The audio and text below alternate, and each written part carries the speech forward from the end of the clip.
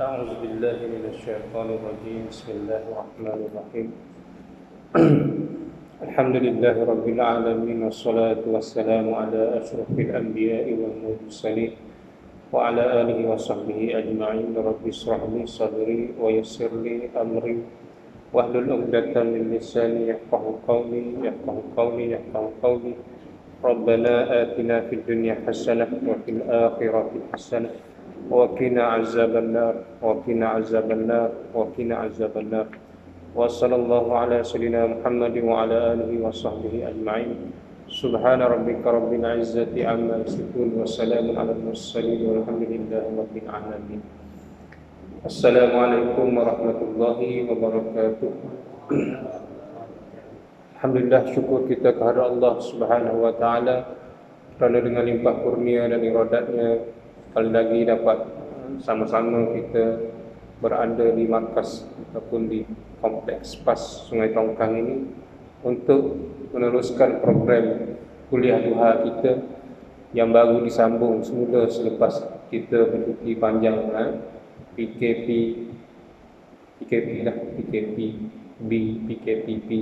macam-macam banyak halangan dalam kita meneruskan kuliah duha kita ini. Dan saya sendiri alhamdulillah baru boleh dikatakan baru memulakan kuliah selepas hampir 5 bulan punya tidak berkuliah, hampir 5-6 bulan juga lah. Tahun ni macam tak pernah kuliah duha lagi lah. Sebab bulan 1 hari tu saya dah tak berapa sihat. Bulan 2 dah masuk IJN, dan selepas daripada tu memang tak ada kuliah dah lah. Sampailah pada hari ini alhamdulillah diberikan kesempatan oleh Allah Subhanahu wa taala untuk masih lagi bersama dengan saudara-saudara, sahabat-sahabat, teman-teman, ibu-ibu, ayah-ayah sekalian untuk menyambung membaca kitab Muqasyafatul Qulub karangan Imam Al-Ghazali. Tajuk kita pada pagi ini ialah keutamaan baik budi pekerti. Allah Subhanahu wa taala berfirman kepada nabinya dan kekasihnya dengan memuji kepadanya dan memperlihatkan nikmatnya di hadapannya. Dan sesungguhnya kamu benar-benar berbudi pekerti yang agung. Aisyah radhiyallahu anha berkata, budi pekerti Rasulullah sallallahu alaihi wasallam adalah Al-Quran. Seorang lelaki bertanya kepada Rasulullah mengenai kebaikan budi pekerti, lalu baginda membaca firman Allah Subhanahu wa taala yang bermaksud, jadilah kamu pemaaf dan serulah orang mengerjakan yang ma'ruf, serta berpalinglah daripada orang-orang yang bodoh. Kemudian baginda bersabda lagi, ia adalah kamu harus menyambung orang yang memutuskanmu, memberi orang yang memutusmu, memberi orang yang menghalangimu, dan memaafkan orang yang menganiayamu. Nabi Muhammad SAW bersabda, sesungguhnya aku hanyalah diutuskan untuk menyempurnakan budi pekerti yang mulia. Tuan-tuan, hadirin hadirat yang dirahmati oleh Allah sekalian, budi pekerti ini maksud dia akhlak lah. Kalau kita baca hadis yang Nabi sebut ni, innama bu'istu liutammima makarimal akhlak. Sesungguhnya aku diutuskan untuk menyempurnakan akhlak yang mulia. Hadis ni saya jumpa ataupun saya baca mula-mula masa sekolah menengah kan. Masa tu nak masuk pertandingan syarahan lah. Kita ni nak cakap depan orang, berlatih daripada kecil lagi lah. Tapi hadis ni berkenaan dengan makarimal akhlak yang mulia. Sesungguhnya innama bu'istu liutammima makarimal akhlak. Sesungguhnya aku diutuskan untuk menyempurnakan akhlak yang mulia. Maknanya tuan-tuan, seolah-olah Nabi nak kata dia ni diutuskan hanya nak perbaiki akhlak manusia je. Nak betulkan akhlak manusia. Sebab apa? Sebab sebelum tu akhlak manusia ni sangat teruk. Sangat jahil, sangat boleh kata sangat zalim, sangat sangat tidak berperi kemanusiaan, macam-macam lah akhlaknya. Sebab tu Nabi kata innama bu'istu liutammima makarimal akhlak. Sesungguhnya aku diutuskan untuk menyempurnakan akhlak yang mulia. Jadi sebelum tu kita fahamlah tuan-tuan, zaman jahiliyah macam mana orang-orang zaman jahiliyah, meskipun dia ada kemajuan teknologi ataupun kemajuan dari sudut ketamadunannya, tetapi dia tidak ada makarimal akhlak, tidak ada akhlak yang mulia. Sebab itulah dia sanggup membunuh anak kecil sendiri, sanggup bertukar-tukar pasangan ke apa. Semua itu menunjukkan mereka tidak mempunyai akhlak yang mulia. Dan kalau kita pada hari ini kembali kepada akhlak jahiliyah yang dulu, maka kita samalah dengan orang jahiliyah dulu. Jadi kita yang duduk di arena ni, duduk di lapangan ni, kita pun akan berusaha untuk menyempurnakan akhlak yang mulia, untuk sama-sama menjadi orang yang berakhlak mulia. Bagaimana akhlak yang mulia itu, budi pekerti mulia itu? Di dalam ayat yang kita sebut sebelum ni, antaranya Rasulullah sallallahu alaihi wasallam sebut di dalam surah Al-A'raf itu sendiri, Allah Subhanahu wa taala berfirman, jadilah kamu pemaaf dan serulah orang mengerjakan yang ma'ruf serta berpalinglah daripada orang-orang yang buruk. Jadilah kita ni orang yang pemaaf, orang yang memberi kemaafan.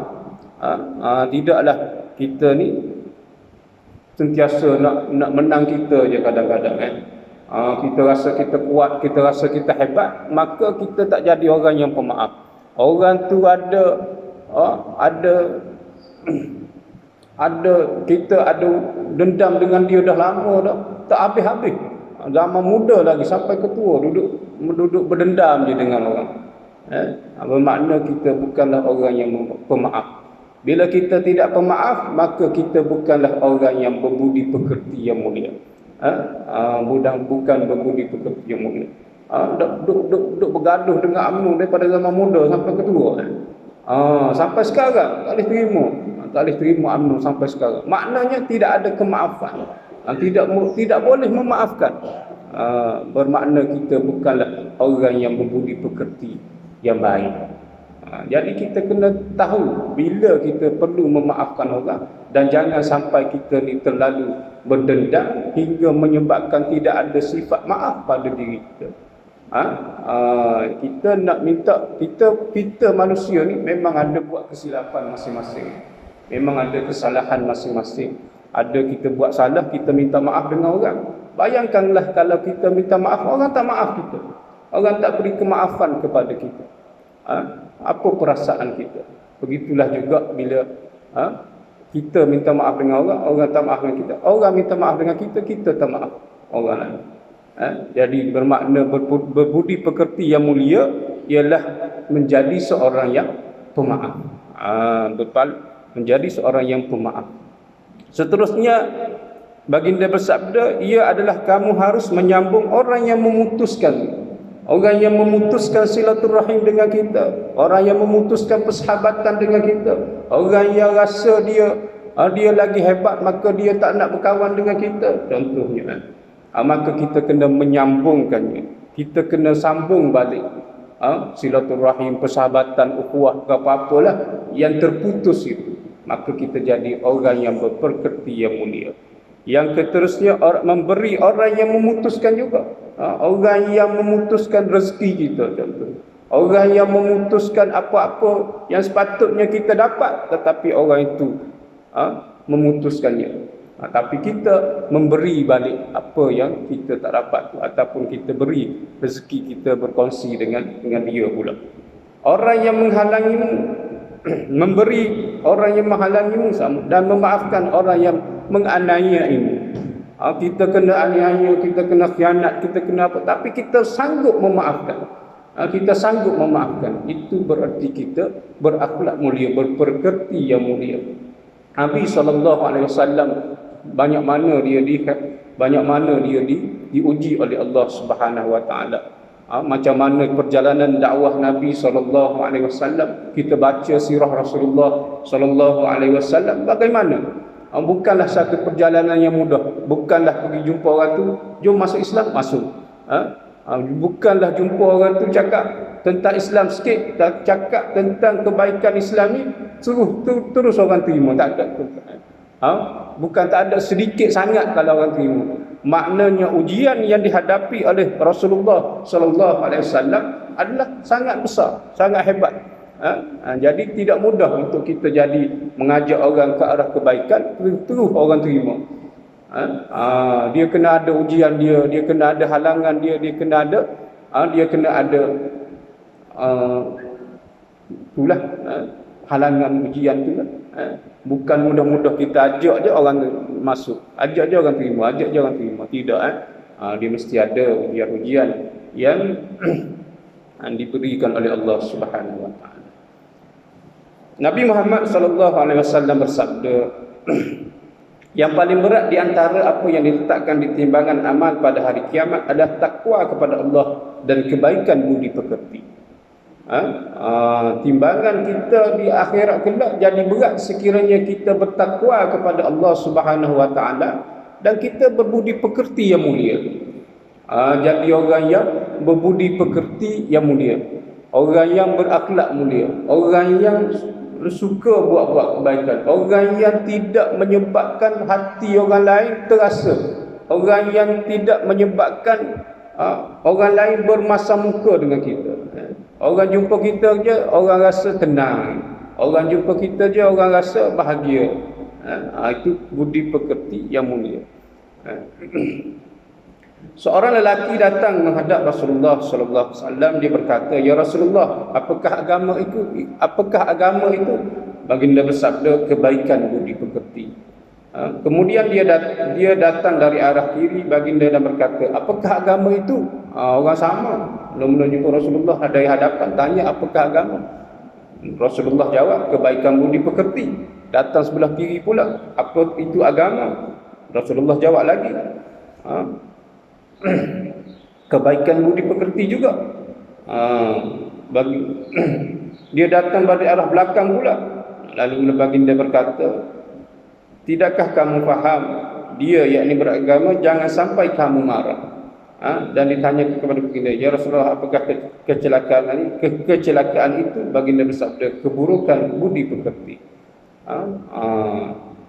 Seorang lelaki berkata kepada Rasulullah sallallahu alaihi wasallam, "Berilah wasiat kepadaku."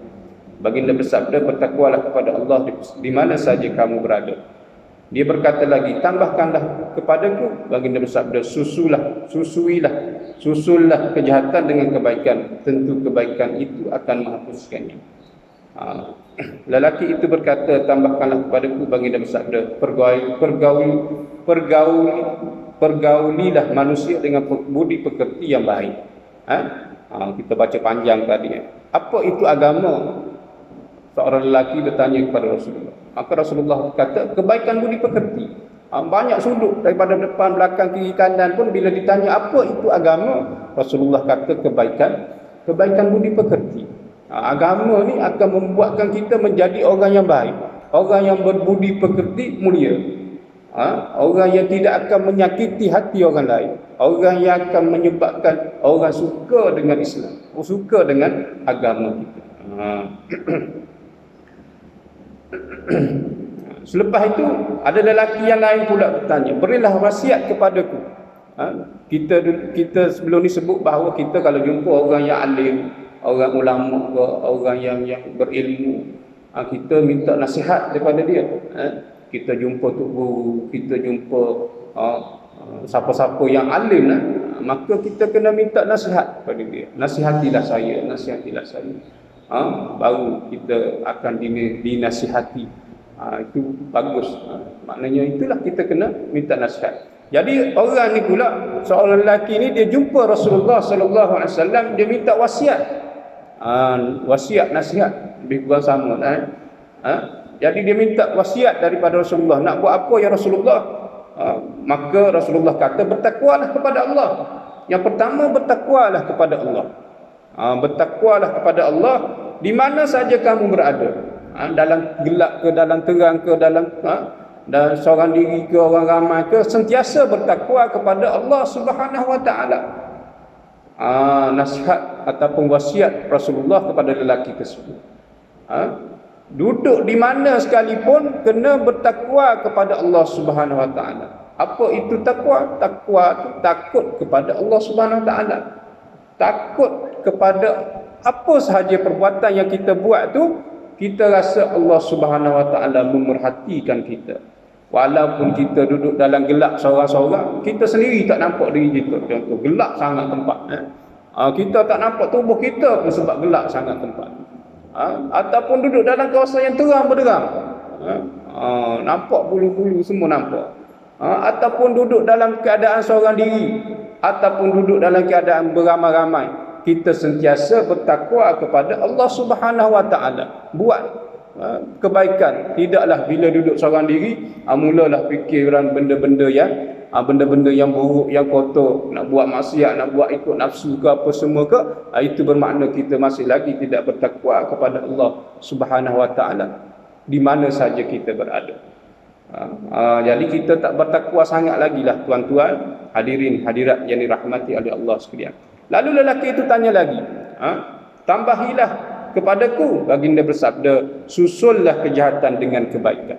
Maknanya apa, tuan-tuan? Bila kita buat kejahatan, bila kita buat keburukan, kita susullah dengan kebaikan, untuk menghapuskan apa yang kita buat jahat tadi.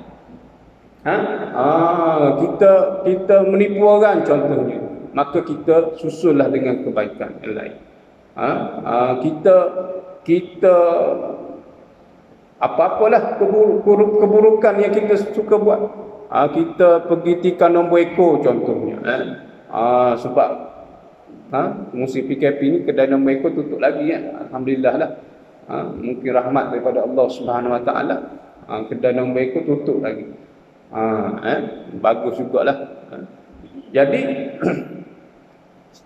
nak cerita sebelum PKP contohnya, kita buat kerja jahat kita pergi tikar nombor ekor ke apa, maka kita kena susulilah dengan kebaikan. Bila kita insaf, kita patut rasa bahawa itu adalah kesalahan, maka kita cari duit lain, kita buat pula sedekah contohnya, bukan ambil duit loteri ke apa, tidak, tapi kita buat sedekah untuk menghapuskan ataupun menyusuli apa yang kita buat keburukan tadi. Apa-apa keburukan yang kita buat, kita susullah dengan kebaikan. Apa-apa kejahatan yang kita buat, kita susulilah dengan benda-benda yang mendatangkan manfaat kepada kita dan juga umat. Buatlah kebaikan, buatlah kebajikan untuk kita rasa terhapus dosa apa yang kita telah buat. Yang kedua. Yang ketiga, lelaki itu berkata, tambahkanlah kepadaku lagi, suruh tambah lagi nasihat ni, wasiat ni. Maka Rasulullah bersabda, pergaulilah manusia dengan budi pekerti yang baik. Bergaullah dengan manusia dengan budi pekerti yang baik. Bukannya tidak berbuat baik. Bukannya bergaul dengan manusia dengan rasa sombong, dengan rasa besar diri, dengan rasa dia je betul, dengan rasa nak menang diri dia sahaja. Maka menyebabkan manusia lain bila bergaul dengan dia terasa hati, sakit hati, semua ada. Sehingga kan pada satu tahap kalau orang kata kat kita, kalau dia tak datang lagi bagus contohnya, maknanya kita ni duduk di tahap orang tak suka sangat dah. Bermakna kita bergaul dengan manusia dengan cara yang tidak betul, dengan cara yang salah. Jadi kita bukanlah berbudi pekerti yang baik. Jadi tuan-tuan, hadirin dan hadirat yang dirahmati oleh Allah sekalian, nak tunjukkan di sini keutamaan berbudi pekerti yang baik. Sampaikan bila seorang lelaki minta nasihat daripada Rasulullah sallallahu alaihi wasallam, budi pekerti yang baik itu ada di kalangan dalam tiga nasihat tersebut. Bertakwa kepada Allah, susulilah kejahatan dengan kebaikan, dan berbudi pekerti yang baik, bergaul dengan manusia dengan budi pekerti yang baik. Maknanya daripada tiga perkara, antara perkara yang diwasiatkan oleh Rasulullah sallallahu alaihi wasallam, antaranya ialah berbudi pekerti yang baik. Nabi Muhammad sallallahu alaihi wasallam pernah ditanya, manakah amal yang lebih utama? Baginda menjawab, budi pekerti yang baik. Nabi Muhammad sallallahu alaihi wasallam bersabda, tidaklah Allah menjadikan baik kejadian seorang hamba dan budi pekertinya lalu dia dimakan neraka. Bermakna kalau kita berbudi pekerti yang baik, kita tidak akan masuk neraka dah tuan-tuan.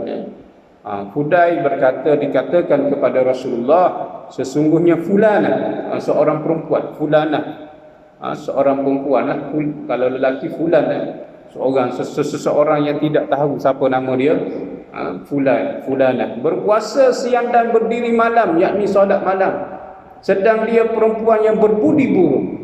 Sebab apa? Sebab dia menyakiti tetangganya dengan mulutnya. Baginda bersabda, tidak ada kebaikan kepadanya, dia termasuk penghuni neraka. Abu Darda buat amalan banyak dah tuan-tuan, berpuasa siang hari malamnya, buat qiyamul lail, tetapi rupanya dia berbudi pekerti yang buruk. Sebab apa? Sebab mulut dia tak jaga. Kita ni tuan-tuan biasanya mulut ni susah betul nak jaga.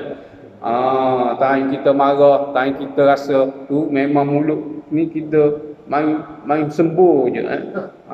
Main tu laser je mulut. Main lepas je. Rasa marah, rasa tak puas hati je, macam itulah. Maknanya mulut tak jaga. Dia menyakiti tetangganya, jirannya, maka Rasulullah bersabda tidak ada kebaikan kepadanya. Maknanya tuan-tuan, walaupun amalan kita banyak tetapi budi pekerti, akhlak kita tidak baik, kita tidak akan dapat masuk syurga Allah Subhanahu Wa Taala. Maknanya dua-dua penting. Ada orang tanya ataupun ada isu bagaimana seseorang muslim, seorang muslimah contohnya, dia pakai tudung, dia berpakaian baik, menutup aurat, tetapi mulutnya tak jaga, macam laser, ataupun dia berbudi pekerti yang buruk. Pakaian bagus dah,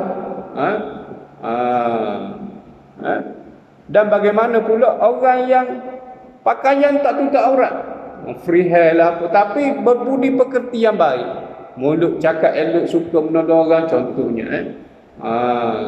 Macam mana lebih baik? Dua-dua tak baik tuan-tuan. Dua-dua tak baik. Yang baiknya kena baik dua-dua, menutup aurat dan juga berbudi pekerti yang mulia.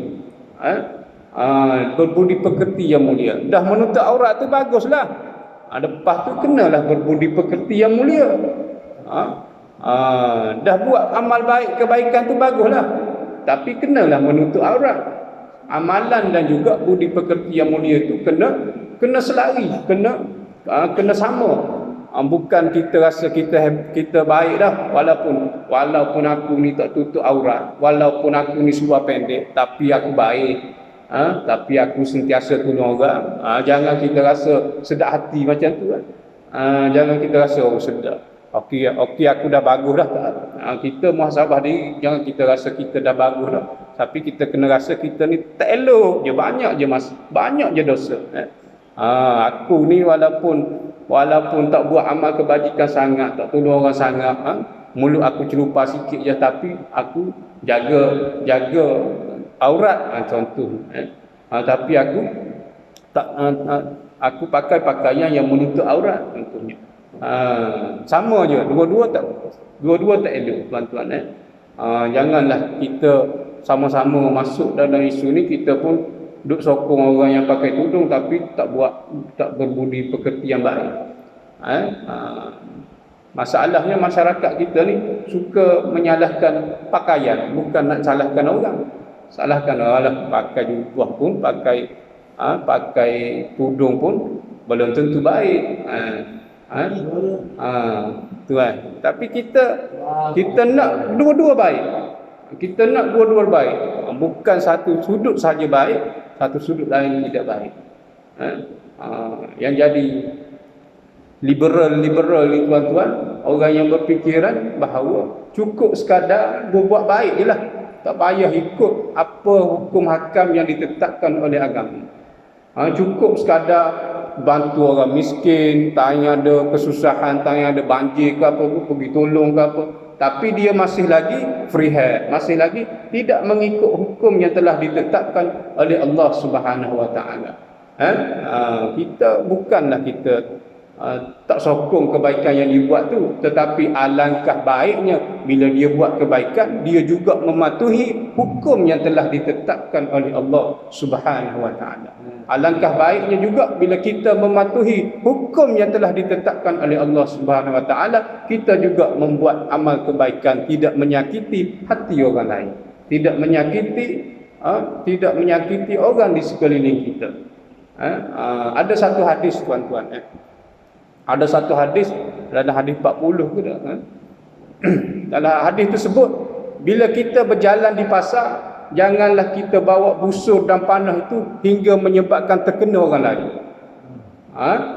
Bila kita berjalan di pasar, kita masuk pasar, kita bawa panah, anak panah, semua tu sehingga menyebabkan orang lalu lalang tepi kita pun terkena panah, menyusahkan orang. Janganlah kita buat begitu. Menunjukkan bahawa dia nak jaga supaya kita ni betul-betul menggauli masyarakat sekeliling kita dengan cara yang elok, dengan cara yang betul, dengan cara yang menyebabkan orang tak terasa hati dengan kita ataupun tidak menyusahkan orang lain. Begitu juga kalau kita dalam konteks kehidupan kita pada hari ini, kita bawa kereta tuan-tuan, kita memandu di jalan raya. Kadang-kadang sebab kita orang lain mati. Kadang-kadang sebab kita berlakunya kemalangan. Sebab kita bawa kereta ikut suka kita je. Tak kira lah pakai kopiah ke tak pakai kopiah je. Bila masuk kereta je, rasa aku ni jadi Lewis Hamilton hari ni. Aku ni jadi Michael Schumacher hari ni. Aku ni jadi Kimi Räikkönen ke apa. Semua nak jadi pelumba F1 masa duduk dalam kereta masing-masing. Makanya dia pun bawa kereta suka hati dia je.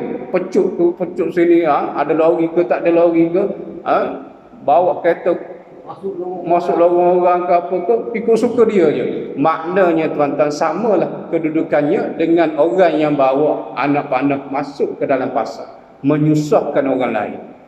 Menyusahkan orang lain. Inilah budi pekerti mulia yang kita nak jaga. Yang kita nak jaga, bergaul dengan orang, menyebabkan orang tidaklah susah dengan kita, menyusahkan orang. Tidaklah menyebabkan orang kata menyusahkanlah kau ni, buat kerja ni menyusahkan orang je, menyebabkan orang lain susah dengan kita. Itu kita kena jaga. Begitu juga dengan hak-hak jiran, kita kata hak jiran tetangga kita. Apakah hak jiran? Kita kena jaga pergaulan kita dengan jiran-jiran kita. Dalam satu hadis juga disebut bahawa bila mana kita buat bangunan sebelah rumah jiran kita, janganlah kita menghalang bangunan kita tu menjadi penghalang kepada cahaya matahari masuk ke tempat jiran kita pun, menghalang angin masuk ke tempat jiran kita pun. Sebelum ni jiran kita petang-petang boleh rasa angin je, rumah dia boleh masuk angin. Tiba-tiba bila kita ada duit banyak sikit, kita renovate rumah kita, sampai terlindung angin masuk rumah jiran kita, sampai terlindung matahari masuk rumah, sampai jiran kita rasa alamak dia ni buat pagar sampai aku tak boleh nak tengok kiri kanan, sampai aku tak boleh nak tengok pemandangan yang cantik-cantik. Maknanya hubungan kita dengan jiran pun kita kena jaga. Apatah lagi kita hidup sekarang ni rumah rapat-rapat di taman ke apa, makanya dalam sudut lain pula, dalam bab kita parking kereta ke tuan-tuan, tempat parking kita dah penuh, pergi parking depan rumah jiran. Jiran tak ada hari ni, rupa-rupanya jiran ada, cuma kereta je tak ada, hantar bengkel contohnya. Kita suka-suka je pergi parking depan rumah jiran. Jadi kita kena jaga hubungan kita dengan masyarakat sekeliling kita, dengan jiran kita, dengan orang-orang yang ada di sekeliling kita, biar mereka rasa bagusnya orang ni, sebaik-baik manusia. Kita dulu masa di Mesir, masa belajar di Mesir dulu, pelajar-pelajar Malaysia di Mesir ni disebut sebagai ahsanan nas. sebaik-baik manusia. Kalau orang Arab jumpa pelajar Malaysia akan sebut ahsanan nas. Bagusnya pelajar Malaysia ni. Sebab kita sangat jaga kita punya hubungan dengan orang sekeliling kita. Sehingga disebut ahsanan. Sukalah kita walaupun kita bukan baik sangat pun, tapi dia umum semua sekali. Bila pelajar Malaysia je bagus. Pelajar Malaysia je ahsanan, sebaik-baik manusia. Atas muka bumi ni tak ada orang baik, orang Malaysia lah. Contohnya. Mekah pun gitu lah. Ahsanan. Hormat Malaysia. Jadi maknanya kita tu dari sudut itu kita dah jagalah. Dah baguslah kita ni. Kita dah bagus. Jadi dari sudut individunya pula macam mana? Kita dah berjaya menyebabkan komuniti kita ataupun orang memandang mulia pada Malaysia. Tetapi kita sebagai individu, adakah kita juga menyebabkan orang pandang tinggi kepada kita? Orang menghormati kita sebab kita menghormati orang.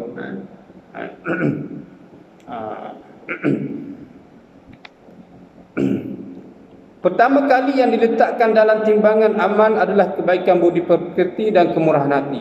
Dan ketika Allah telah menciptakan iman, berkatalah dia, "Ya Allah, kuatkanlah aku." Iman itu kata kepada Allah Subhanahu Wa Taala, "Kuatkanlah aku." Lalu Allah menguatkannya dengan kebakhilan dan keburukan budi pekerti. Maknanya Allah Subhanahu Wa Taala datangkan ujian dalam bentuk kebakhilan dan keburukan budi pekerti. Kalau kita nak kuat iman kita, kita jangan jadi bakhil, kita jangan jadi orang yang buruk budi pekerti. Bakhil kita. Nak kuat iman, iman minta dengan Allah Subhanahu Wa Taala, biarlah kuatkan aku. Macam mana nak kuat? Jangan jadi bakhil, jangan buruk budi pekerti. Bukan kita kata kita jangan kata orang ni macam tadilah, macam yang sudah disebut tadi, orang yang semayang malam ataupun orang yang siang malam buat amal kebaikan dia, tiba-tiba dia menyakiti hati orang lain, menyakiti hati jiran dia, itu pun tak betul. Buruk budi pekerti dia. Maknanya iman dia pun tak kuat lah tu. Iman tak kuat. Iman tak kuat. Iman yang kuat ni dia kena baik budi pekerti. Iman yang kuat ni dia tidak bersikap bakhil. Bukan jumpa orang susah melarikan diri kita, menjauhi orang susah tersebut sebab kita tak nak memberi menyumbang bersedekah pada dia, contohnya.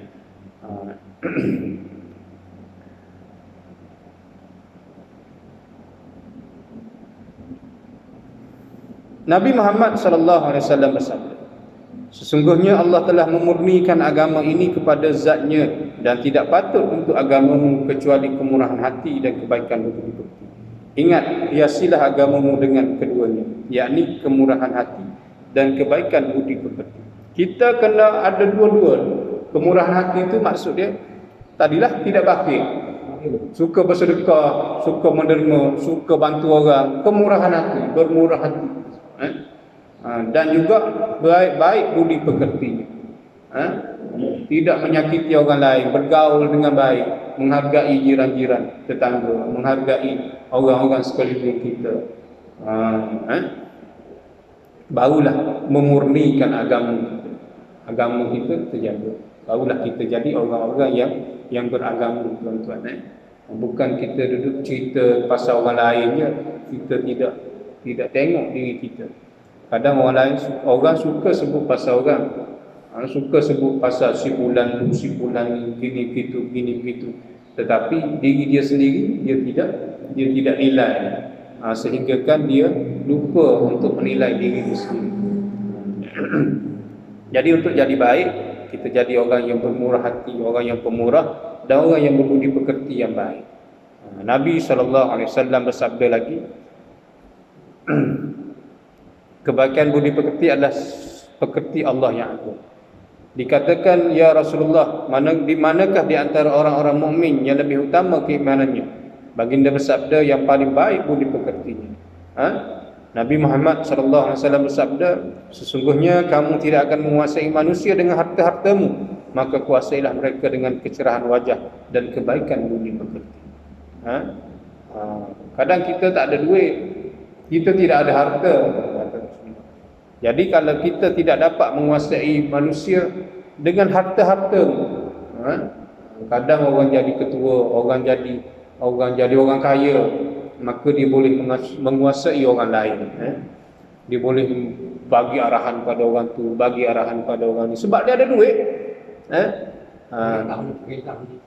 Perintah orang ni, sebab suka-suka dia je. Kau pergilah sana aku bayar RM10 contohnya. Pergilah sana aku bayar RM100 contohnya. Maknanya dia menguasai manusia dengan harta-hartanya. Maka kata Rasulullah, kuasailah manusia itu dengan kecerahan wajah dan kebaikan budi pekerti. Kita minta tolong orang mudah je tolong kita. Sebab apa? Sebab kecerahan wajah kita, bermanis muka, ataupun orang tengok kita rasa bahagia je. Orang tengok kita rasa nak tolong je. Dan kebaikan budi pekerti, kita memang baik budi pekerti. Orang tengok kita rasa tenang je, kita tidak menyusahkan orang lain, maka bila kita minta tolong sikit je, orang akan tolong. Maknanya itulah kita menguasai manusia dengan budi pekerti kita. Kita buat baik, kita tidak menyusahkan orang lain, kita mulut kita jaga, kita tidak mengeluarkan perkataan-perkataan yang menyebabkan orang terasa hati. Maka bila mana kita minta tolong dengan orang mudah je tolong kita. Jadi janganlah kita anggap duit itu segala-galanya. Janganlah kita anggap mentang-mentang kita ada duit, kita ada harta, kita ada kekayaan, maka kita boleh suruh orang buat apa sahaja. Boleh beli orang. Sedangkan ada benda yang tidak terbeli oleh duit, tetapi boleh dibeli dengan budi pekerti tadi. Boleh dibeli dengan muka yang cerah, kecerahan wajah. Jadi disitulah kita kena ingat, kita bukanlah orang yang baik, kita hendaklah jadi orang yang baik. Tidak semestinya kita jadi orang yang kaya semata. Ya, kalau jadi kaya lepas tu budi pekerti yang baik, lagi bagus.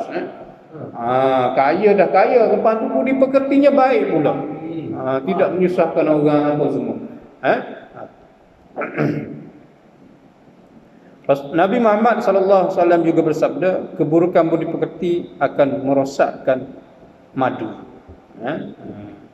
Merosakkan benda yang baiklah maknanya. Anda rasa cukup sekadar tu dulu, sebab SOP kita setengah jam je. Kita dah, kalau ikut rakaman ni dah 38 minit. Walaupun tajuk ni panjang lagi, kita sambung lagi. Saya pun tak boleh nak cakap panjang-panjang lagi tuan-tuan. Bercakap ni sebenarnya menggunakan tenaga juga. Kita jadi rasa lemah. Dulu masa saya mula-mula keluar daripada ubat, masa sakit dada itu, keluar daripada ubat, bulan 1 gitu, ada jemputan kuliah lah. Jadi kita rasa kita dah sihat dah, pergilah kuliah. Rupa-rupanya lepas cakap sejam, teman-tuan, lepas cakap kuliah sejam tu, balik rumah kita rasa penatnya, letihnya. Maknanya kita, bila kita bercakap, kita rasa lenang je, senang je, tapi hakikatnya kita menggunakan tenaga kita juga, menggunakan jadi saya rasa cukuplah buat kali pertama selepas saya menjalani rawatan yang agak panjang, tuan-tuan. Kalau nak cerita bab rawatan tu panjang lagi lah nak cerita. Daripada bulan 2 sampai bulan 7 sekarang ni. Jadi sekadar itu sajalah untuk hari ini. InsyaAllah di lain masa kita akan bertemu lagi, kita akan berbincang lagi, kita akan sama-sama menasihati antara kita sama-sama kita. Mudah-mudahan apa yang ada kita tersilap, ada yang kita terlupa, dapat sama-sama kita perbaiki. Kita sememangnya masing-masing ada melakukan kesilapan, kesalahan, ada melakukan dosa. Setiap hari kita sedar ataupun tidak sedar, kita ada buat salah, kita ada buat dosa. Jadi sama-samalah kita bermuhasabah diri kita masing-masing dan kita jadi orang-orang yang sentiasa memaafkan orang lain. Jadi sekadar itu sajalah untuk pagi ini. Apa yang baik itu datang daripada Allah Subhanahu Wa Taala, dan apa yang tidak baik itu datang daripada kelemahan diri saya sendiri. Namun hakikatnya baik dan buruk itu datang daripada Allah Subhanahu Wa Taala. Wabillahi taufiq wal hidayah. Assalamualaikum warahmatullahi wabarakatuh. Waalaikumsalam.